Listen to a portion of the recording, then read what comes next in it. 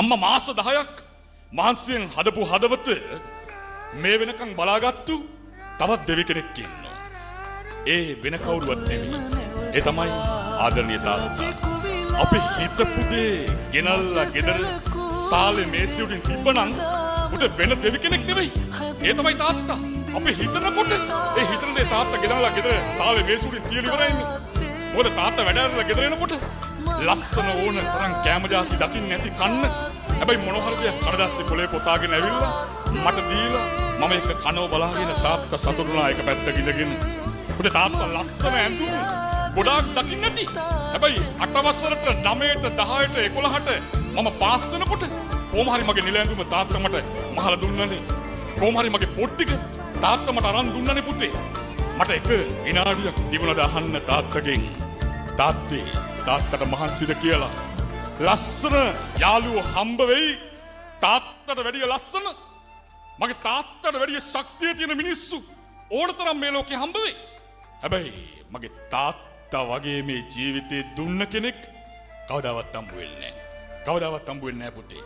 මොකද මේ ළඟදී එක තාත්තා කෙනෙක් කම්කරු තාත්තා කෙනෙක් එයා වැඩ ඉවර කළා ගෙදර යන්න හදනකොට එයාගේ ආයතන ප්‍රධානියා කියනවා ඔයා හෙට ඔයාට තියෙන උත්සවයේ ආයතනයේ තියෙන උත්සවේ ඔයාට තෑග්ගක් තියෙනවා හෙට.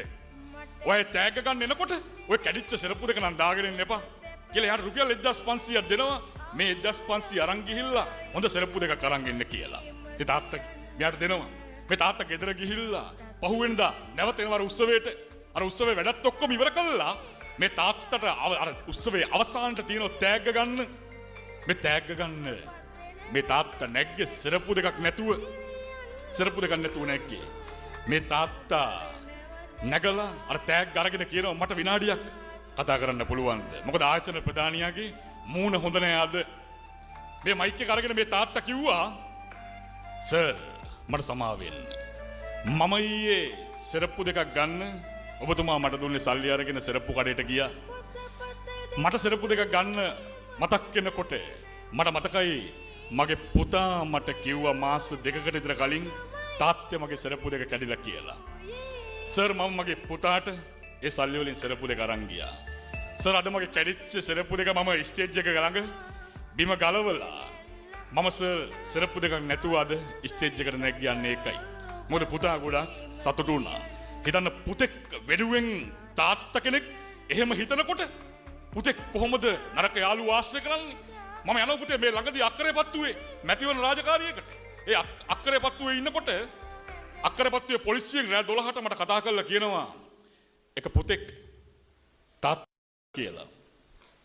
ඒ තාත්තා ගේට්ටුව ගාව ඇවිල්ලා ඉන්නෝ කියලා. මම ගිහලා බලනකොට තාත්තා ගේට්ටුව ගාව ඉන්නෝ ෂර්ට් එකේ බොත්තම් තුනක් නැහැ තාත්තගේ. ඒ තාත්තගේ ෂර්ට් එකේ මඩ මේ පුතා බිම දාගෙන අර තාත්තා බිම දාගෙන මේ තාත්තව එක්කගෙන යනවා මම ගෙදරට ගිහලා බලනකොට අර පුතා වාඩි වෙලා ඉන්නවා එළිය පුටුවක් තියාගෙන ෆෝන් එක ඔබ මම ඒ පුතාව අල්ලගන්නකොට මේ තාත්තා කෑ ගහලා ඇඬුවේ බිම වාඩි වෙලා කෑ ගහලා ඇඬුවේ. පුතේ හිතන්න මම තාත්තගෙන් ඇහුවා තාත්තට දුකයි නම් මම මේ පුතාව අද ගෙදර තියලා යන්නම් කියලා. කරුණු පහදලා දීලා ගෙදර තියලා යන්නම් කියලා මම කිව්වා මේ තාත්තට. හැබැයි මේ තාත්තා කියනවා අනේ සර් මගේ කොල්ලව අරන් ගිහලා කොහොම හරි හදලා දෙන්න කියලා වඳිනවා. පුතේ වඳින්න ඕනේ කාටවත් තාත්තා කෙනෙක්. අච්චර ලොකු පුතෙක් හදලා නමුත් වැඳලා කිව්වේ තාත්තා මම මේ කොල්ලව අරන් ඇවිල්ලා අක්කරේපත්තුවේ පොලිසිය කූඩු ඇතුළට දාලා පුතේ නැවත මම රාජකාරියකට යනවා එළියට. ගිහිල්ලා නැවත එන්නේ මම උදේ 4:00ට පොලිසියට. මේ 4:00ට පොලිසියට එනකොට පුතේ විශ්වාස කරන්න අර ගෙදර ඉඳගෙන පොලිසියට කිලෝමීටර් 4:00ක් තිබුණා. මේ කිලෝමීටර් 4:00ම මේ තාත්තා පයින් ඇවිල්ලා තාත්තගේ අතේ තිබුණ සල්ලි වලින් තාත්තා පුතේ ආප්ප දෙකක් අරන් ඇවිල්ලා මේ කොල්ලට. අර කොල්ල කූඩු ඇතුලේ නිදි. මේ තාත්තා එළියේ පුටුවක් තියාගෙන පුතාගේ දිහා බලාගෙන ඉන්නව අඬ. මේ තාත්තා මට ලස්සන කතාවක් කිව්වා. සර් මේ ඉන්නේ මගේ ලොකු කොල්ලා මේ කූඩු ඇතුලේ ඉන්නේ. ගෙදර හාල් මුට්ටිය කවදාවත් මම හින්දෙන්න දුන්නේ නැහැ. මොකද මේ ලොකු කොල්ලට සර් බඩ පිරෙන්න බත් කන්න ඕනේ හින්දා. සර් ගෙදර එළවලු කූඩේ මම හින්දෙන්න දුන්නේ නැත්තේ මේ කොල්ලා එළවලු නැතුව සර් බත් කන්නේ නැහැ. ඉඳලා හිටලා හරි කරවල කෑල්ලක් ගෙනල්ලා මේ කොල්ලගේ අම්මට දුන්නේ. මේ කොල්ලා මස් මාළු කරවල නැතුව බත් කන්නේ නැහැ සර්. අද මේ කොල්ලම මට බිම දාගෙන ගැහුවනේ සර් කියලා මේ තාත්තා කියනවා. පුතේ හිතන්න කරදඬු උස්මහත් වෙනකොට තාත්තව පේන්න වෙන කෙනෙක් වගේ නම් පුතේ හිතන්න අපිට එකපාරක් දෙපාරක් නෙවෙයි 100 වතාවක් කරුණු තියෙනවා. උසස් පෙළ පාස් වෙන පුතෙක් තාත්තගෙන් බයික් එකක් අරන් ඉල්ලුවා. මේ තාත්තා කැමති උන්නේ නැහැ බයික් එකක් අරන් දෙන්න. ඇයි ඒ? අද අහන්න ලැබෙන්නෙම පුතාලා ගිහිල්ලා බයික් වල හැප්පිලා නරක යාළුවොත් එක්ක ගිහිල්ලා ජීවිතේ නැති කරගෙන කියලා. මේ තාත්තා කැමති උන්නේ නැහැ. හැබැයි මේ පුතා මේ තාත්තට දඬුවමක් දෙනවා. මොකද දඬුවම? මාස දෙකක් යනකම් මේ පුතා මේ තාත්තත් එක්ක කතා කරන්නේ නැතුව හිටියා. පුතේ මාස දෙකම මේ තාත්තා අඬනවා. මාස දෙකම. මේ තාත්තාට මාස දෙකට පස්සේ මේ තාත්තා හිතුවා තවත් මට ඉන්න බෑ මෙහෙම පුතත් එක්ක කතා කරන්නේ නැතුව. මොකද චූටි කාලේ කරේ තියාගෙන ගියපු කොල්ලා අවුරුදු 18 වෙනකන් මම හදපු කොල්ලා මේ අද මගෙත් එක්ක කතා කරන්නේ. මේ තාත්තා දුකෙන් හරි අර පුතාට බයික් එකක් කරන් දුන්නා. ඒ බයික් එක කරන් දීලා පුතේ එක සතියයි ගියේ. සතියයි නරක යාළුවෙක් එක්ක ගිහිල්ලා ලයිට් කනෝක හැප්පි. මොකද මේ මල ගෙදර මමත් හිටියා රජයේ සේවකයෙක්ගේ පුතෙක්. මමත් මේ මල ගෙදර හිටියා. පුතේ වචන නෙවෙයි මේවා. වචන කියනෝ නෙවෙයි. ඒ තාත්තා පෙට්ටිය පෙරලගෙන ඇඬුවේ අර මල ගෙදර.